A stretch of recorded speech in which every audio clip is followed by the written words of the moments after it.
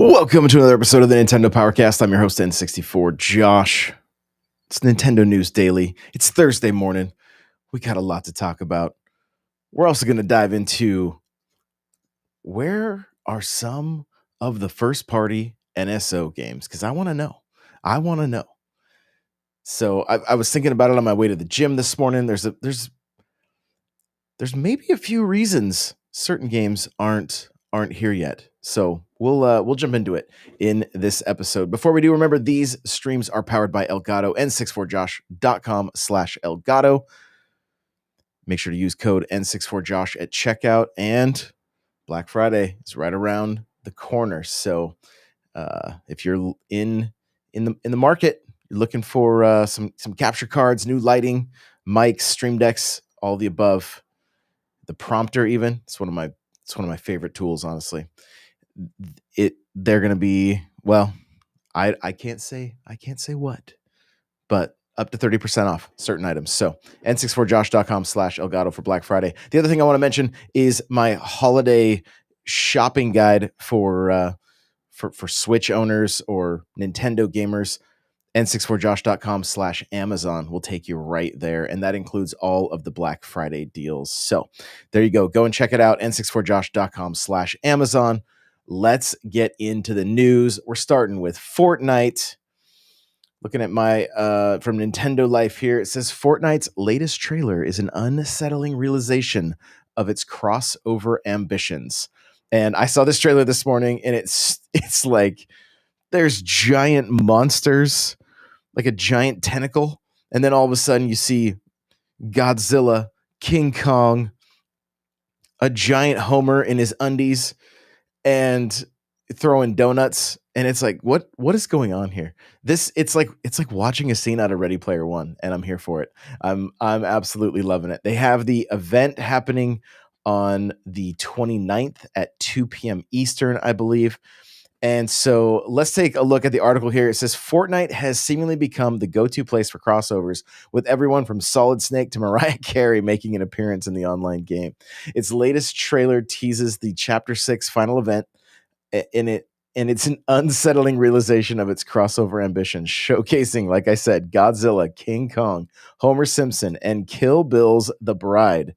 Oh, and some Star Wars X-Wings too. That's right. There was X-Wings flying through this trailer, and I was like, are you serious right now? This is crazy. It says we can't help but feel a keen sense of amusement watching the action unfold. And yeah, exactly. So they put out a tweet. They put out a feed saying they put out a tweet. I think I read the word feet from Cryptic. They put out a tweet saying revenge is a dish best served cold, and it's the scene from, it says Yuki's Revenge, and it's looking like a scene from Kill Bill. And the article goes on to say Kill Bill is especially jarring. Of course, the upcoming release of Kill Bill, the whole body affair, which combines both movies into one seamless experience, makes it obvious why The Bride has cropped up in Fortnite, with the game playing host to a lost chapter, Yuki's Revenge. But even so, knowing the context of why the character embarks upon her revenge mission in the movies makes it all the more weirder seeing her fight alongside Homer flipping Simpson. Yeah. It's like Fortnite's become, it's just crazy. It's wild. If you're playing Fortnite, make sure to use code N64Josh, for your creator code there. I greatly appreciate that. And so thanks Cryptic for putting the word feet in chat right as I'm trying to say the word tweet. Appreciate it. He says first before Nate, before, I'm afraid to even read that out loud. So we're just going to leave that one be. I'm not going to touch it, but let me know in the comments if you guys are excited for the upcoming Fortnite stuff. The event's been a lot of fun. I've been having a pretty good time with the Simpsons stuff. Honestly, it's been a lot of fun. There's all these homers running around right now, and I also I see Longaroo says you've seen the panic button banner on their X account. I have not. No, I haven't. That's cool though. The different, they've added a bunch of new guns. and that's made like the I think I played 3 or 4 games yesterday, and that just made the game that much better.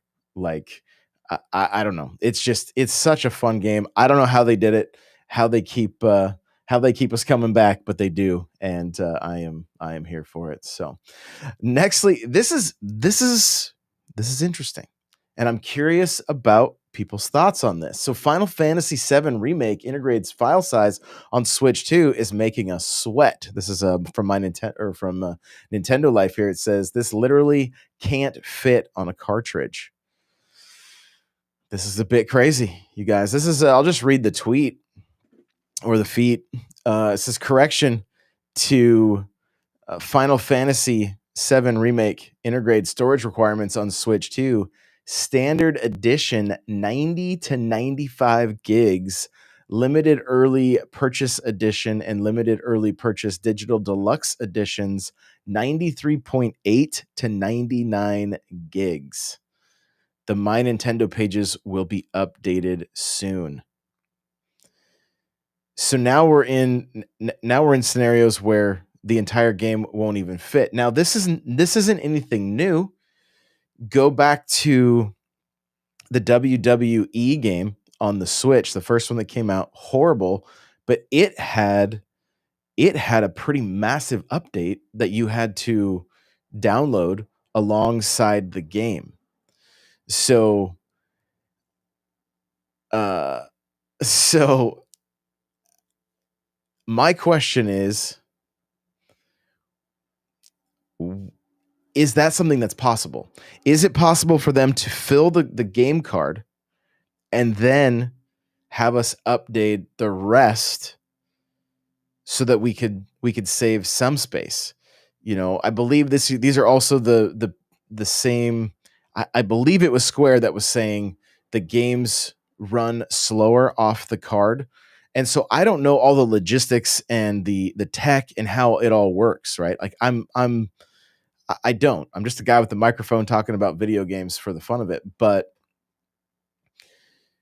in my mind, the initial thought is put it on the game card so that we don't have to burn 100 gigs of space. You know, Longura says.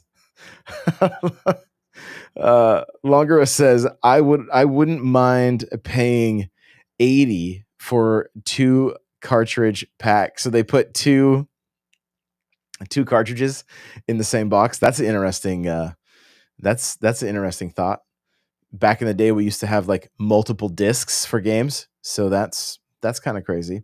Cryptic says I bet it's something that's like 100 plus gigs, but some are filled on cart and there's some compression. It's a big game. It's a big game that you can sink time into. Yeah, no doubt. No doubt. Brandon is here. What's going on? Good to see you. So again, the direction I'm talking about, where the lion's share of the info is on the cart, the remaining is downloaded. It doesn't take up as much space on our Switch 2s, and it gives the physical cart, which that makes a lot of people happy. That's what a lot of people are after. They want the physical media. My question then, for those that are all about the physical media, the game doesn't run by itself on just the cart. It can't. You still have to have the internet to download it. So where do people stand in that situation? Because a lot of times the argument is, I don't want to have the internet for the key card. I don't want to have the internet. That's why I get a physical game and I can just pop it in and play. But in this case, where it's larger than the key card that's available, what do? And maybe the answer is make bigger key cards, get key cards that are up to 128 gigs. Maybe that's an option, but again, what's the cost on that? How, like, there's so many variables and so many questions when it comes to this stuff. Like I I you guys know the key card thing, like I don't love them. I won't buy them. The Because I'd just rather get it digitally if it's essentially the same thing and then I just have it on my Switch. If this game, like if what happens with pricing if they double the size of the card? Games have already gone up in price. Like there's got to be some crazy internal conversations happening. Like I would assume some crazy conversations trying to get to the bottom of all this, because I think in our minds we just assume, oh, it's all like it's corporate greed. They don't care about the consumer. They don't care about the fact that we want physical media. I don't know that that's entirely the case. I think a lot of it is, the bottom line. I don't know that bottom line automatically means greed, but I don't know in this case. I don't know. Longer says, unless we're getting 128 gig carts, I think a lot of newer games will only be key cards, since the 64 gig won't be up to snuff. Yeah, and we've not to go on like a bit of a tangent, I guess, but like the conversation this last week has been about around GTA 6. That game's gonna be it's gonna be huge. I think I said it on one of the other shows. Like the the voice acting and audio alone are going to take up a lot of space. Then you try to fit that massive world into a 64 gig card. It's not happening. So Cryptic says, I wouldn't be happy, but if 128 gig was the reason for $80 games, I would understand, since games and time is only getting bigger.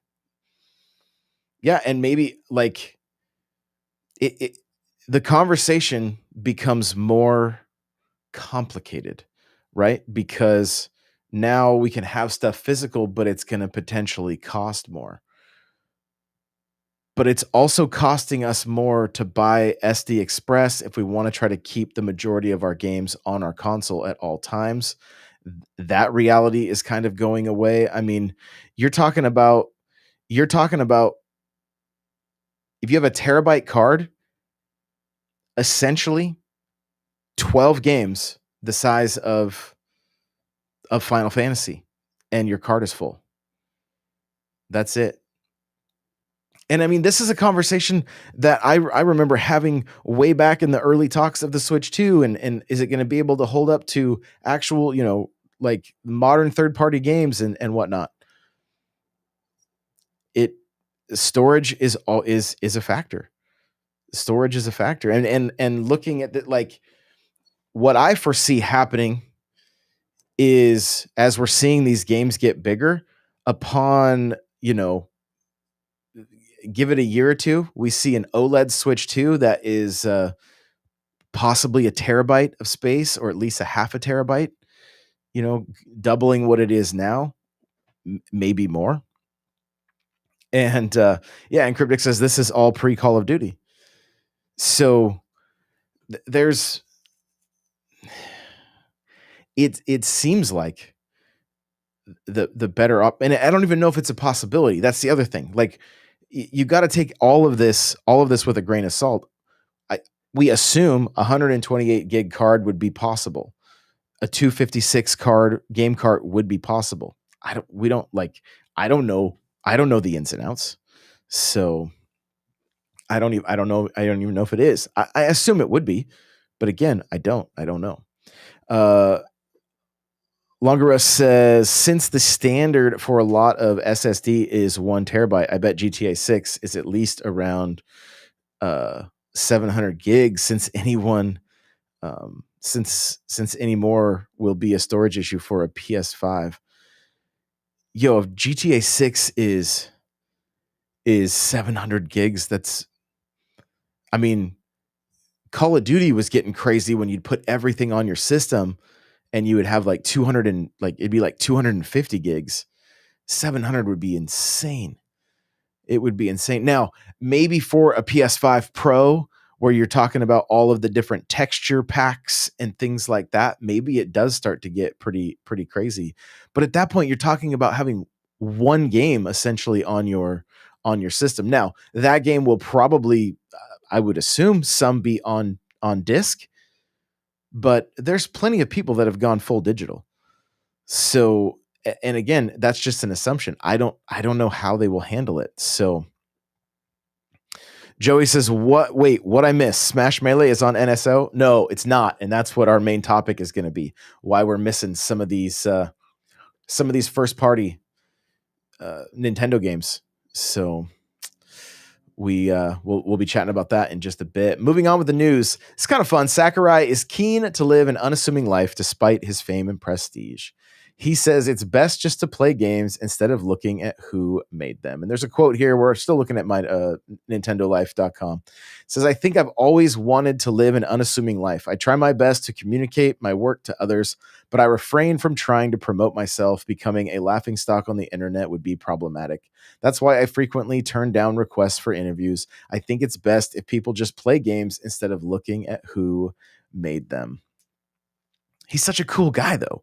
Like, I think that's the thing, because he's like that, that makes him more likable and makes people want to know more about him and to understand the way his mind works and to chat about the amazing games that he has made. So I love the guy. I love when we get to see him on directs and listen to the way he talks about games and just to see his passion come through, and it comes through in his work, which is fantastic. I love that. So super cool guy. Next up, Pokemon Legends ZA Ranked Battle Season 3 start date and rewards revealed. We'll be talking about this in detail on the next episode of the PokeCast, which is getting recorded today. And it says with just 1 week left to go in the second Pokemon Legends ZA Ranked Battle Season, the Pokemon Company has lifted the lid on what's next. And the next competitive event and what the next competitive event will entail. Ranked Battle Season 3 will kick off on the 27th of November and will be sticking around until the 18th of December. Those who reach rank S or higher in this season can nab themselves a chestnut tight to what does this even mean? Which you might expect can evolve Chestnut into Mega Chestnut. What's more, the previous season's Megastones will be up for grabs again this season, with Greninjite being awarded to those who reach rank Y, and Delphoxite to anyone who hits rank V. None of these stones are available through normal gameplay, so it's worth taking part if you're a fan of these starters. So again, we'll be chatting more about this. We'll be chatting more about this later. But I have a good time with Pokemon ZA and the rank stuff. Like I think it's a really good time. And now that I finished up the game and I can start focusing on building teams, it's gotten even better. So looking forward to that. This is a game I'm not familiar with. Shoot and Order, Nintendo Switch 2 Edition announced upgrade for Switch owners confirmed. And it says, following the release of Shoot and Order on the Switch in September, a Switch 2 edition has now officially been announced. It will arrive on the 27th of November, and there is a 10% discount until the 4th of December. The full game hasn't been confirmed just yet, but there will be a paid upgrade pack for existing Switch 2 owners. Thankfully, it's only about $2.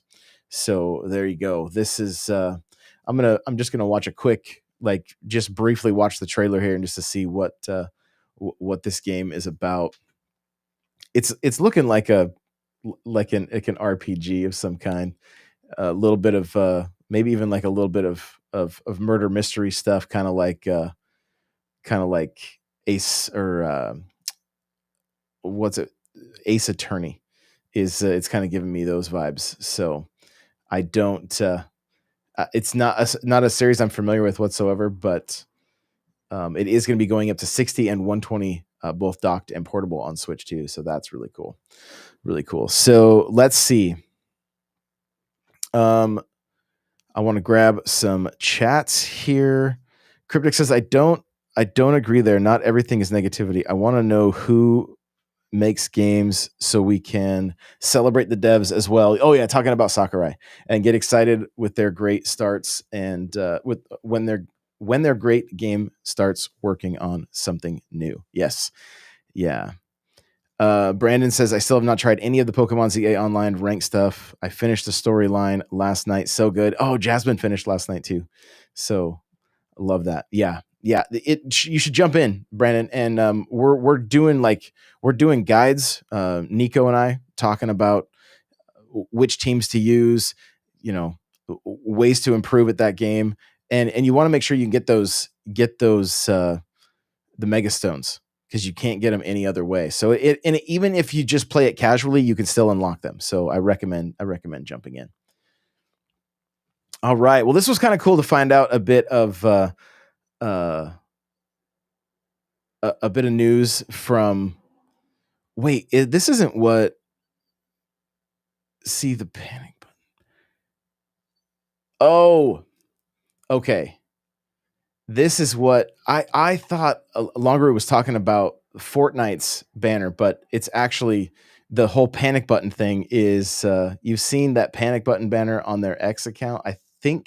I'm assuming that's who we're talking about. We're talking about the same.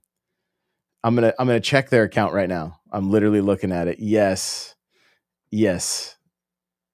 Now I'm picking up what you were putting down. I initially thought we were talking about the Fortnite, their header, but yeah, so that's literally what this article is about here.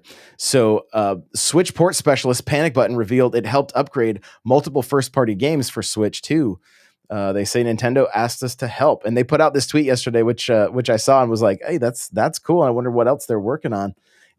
Panic Button was honored to be selected by Nintendo to help update marquee games from the Nintendo Switch library. Nintendo asked us to help demonstrate new capabilities of the Nintendo Switch 2 system while remaining faithful to the original games. So they worked on new Super Mario Bros. U Deluxe, Super Mario Odyssey, Super Mario 3D World, and ARMS, according to this picture. Panic Button, as you might recall, worked wonders during the Switch generation, porting titles such as Doom Eternal, Wolfenstein 2, Warframe, and Rocket League. So it's nice to see their efforts haven't gone unnoticed. It also says its official website has been updated to include its Switch 2 work. So very, very cool stuff there. And give them more games to work on, please, Nintendo. Like, let's keep this going. There's a few of the games that I haven't there's a number of games in my backlog, but there's a few that I'm really waiting. I want to one, I would play Metroid Dread a third time if they did like some Switch 2 updates on it. Princess Peach Showtime, I want to jump back into, but I want to see it running really smooth. Mario and Luigi Brothership, I want to see that one get an update as well. Like the Xenoblade games, yes. There's a lot there. Longuro says, what if it's preceding an acquisition by Nintendo? I mean, it could be. That's a possibility. Didn't they require a studio like this recently, or like semi recently? They went by the name of Shiver. Isn't that correct? They're also like a porting house, I believe. So I don't know if it's something that Nintendo wants, but I think the more these games get Switch 2 updates, the better in my mind.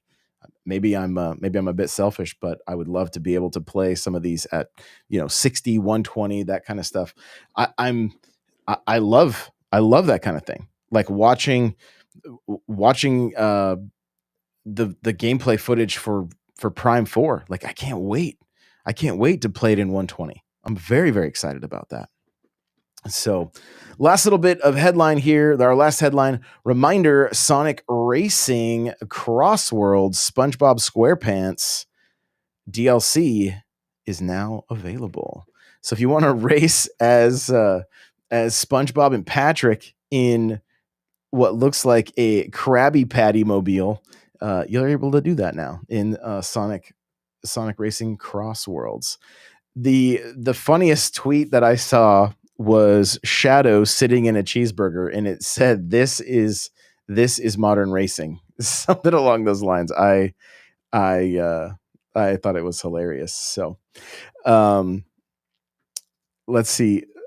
Longaroo says, "Yeah, Shiver, which did the port of WWE, that was really really well received." Yes. Okay. Yeah. So, I mean, the more these studios they get on, the better in my mind, as long as something that's profitable for them, right? Like, which I mean, once you announce that there's Switch 2 versions of these games, even if there's a free upgrade, you potentially end up selling more of those older games to people that have never purchased them before to begin with. So I would assume there could be uh, some okay ROI on these things, but again, there's a lot of us that have already purchased these games as well. So I don't know the ins and outs of it, but we'll just have to wait and see what comes of it and what else they end up working on.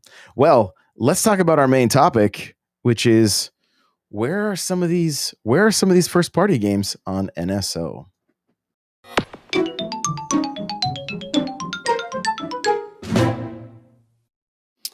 All right. Well, I was thinking this morning about where are some of these first party games on NSO? Some kind of big titles. Like I feel like our recent updates outside of like the GameCube stuff because it's brand new, they're they're a bit obscure, sometimes not necessarily games that like we're all really excited for or really hoping for. And so my question is where are games like Smash on 64? That's a big one. Talking other 64 games, Donkey Kong 64, Diddy Kong Racing would be fantastic. Like those are games that I would go back to, Like I would have a good time. Like at least with Diddy Kong Racing and Smash Bros. I would play a little bit of Donkey Kong 64 just for the nostalgia. I'm one of the few probably that played all the way through that game and didn't hate it. Like didn't really understand the hate for it because I had a good time with it while I did play it. I, I the question I have with Donkey Kong 64 is I wonder if people that played through Banjo didn't like Donkey Kong as much. I wonder if that is a factor. And I never played either of the Banjo games. So maybe maybe Banjo was so peak that it left a bad taste in people's mouth when they had to play Donkey Kong 64. But I'm not sure. Not sure. I'm just gonna kind of go through. I found a decent list. On the NES. We've got the NES library is pretty good.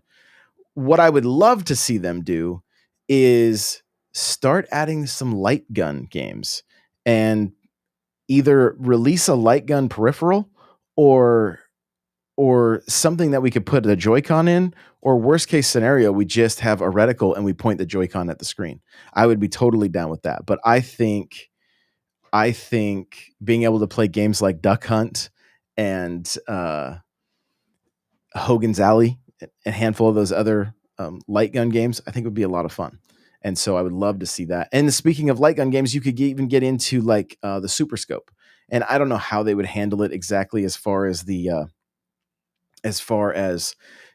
was a big peripheral I had as a kid, but the the thing is they could still just make it like a point and shoot similar to how they did Duck Hunt on the Wii U, and I think it could work. So and it would be fun to have that game. There's some really fun games. I don't know if you guys ever played the Super Scope, but it was a ton of fun. You had certain games where there was like different size missiles going across the screen, and you had to shoot them before they reached the other side. There was like a whack-a-mole style game. Like it was Super Scope was a lot of fun. I remember playing it quite a bit as a kid until my sister chewed the end of the reticle. Um, or the sight. She chewed the little rubber piece off the site and it was useless. And there was no way to replace it. I was so bummed. I was so bummed. So I see Gaming says the 80s is here. And Steak, welcome on in. Welcome, welcome, welcome. Cryptic says you would think with the success of Donkey Kong Bonanza, they would give us 64 for a treat. Same with Mario 40th. We are still waiting for Sunshine. Yep. Yeah, Joey says my odd NES game I'd love would be MC Kids. Big part of my childhood. Oh, I love that.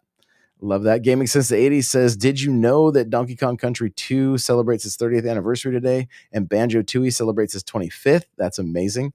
Love that. And a couple of games that I'm very glad are on NSO. Like that is fantastic. Continuing on with the list here, we've got Game Boy Advance has a ton of games. Kirby's Block Ball, Kirby's Pinball Land, Donkey Kong, the 1994 version. You've got we're still missing the first two Game & Watch Gallery games. Speaking of Mario's 40th, Super Mario Brothers Deluxe. I don't know if you guys have ever played this one.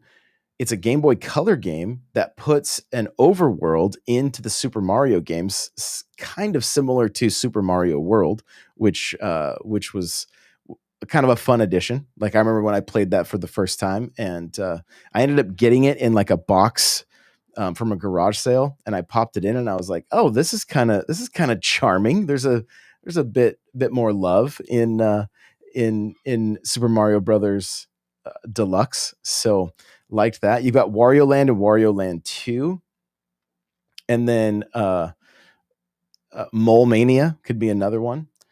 Mario's Picross is absent, even though we have the Japan only Super Mario Super Picross on the SNES, and you know there's a handful more Game Boy Advance games: Kirby's Nightmare in Dreamland, Fire Emblem: The Sacred Stones, WarioWare Twisted, Yoshi Topsy Turvy, Mario Pinball Land, and then we could get a handful of sports games: Mario Tennis Power Tour and Mario Golf Advance. And Longura says, I didn't know your sister was a hamster. I don't even know what that means. I saw a joke in Nintendo Prime's podcast yesterday. Somebody did a super chat saying something about that, but I've yet to come across whatever this meme is or whatever this joke is. So I'll have to research it a bit. The one game I was really thinking about, and obviously for the thumbnail for this is Smash Bros. Right, 64 and Melee, and they seem like no-brainers. They seem like they shouldn't be too difficult to get on the system. The only thing that makes me wonder if Nintendo's not doing it is because of the community that still plays these games, uses them in tournaments. If that's a problem for Nintendo, I don't quite like. I know they've had issues with the Smash community and like with Melee being. I think they use something called Slippy on that thing so they can play it online and it has rollback netcode. I don't know. I don't know why that would be a hindrance for them to put it out on NSO. It would potentially get people buying Switches to use the official hardware. I don't even know if it's a factor at all. I'm just constantly trying to figure out like why aren't either of the. I mean, obviously the GameCube stuff is new, so it can have time. But where's Smash 64? Why is it taking so long?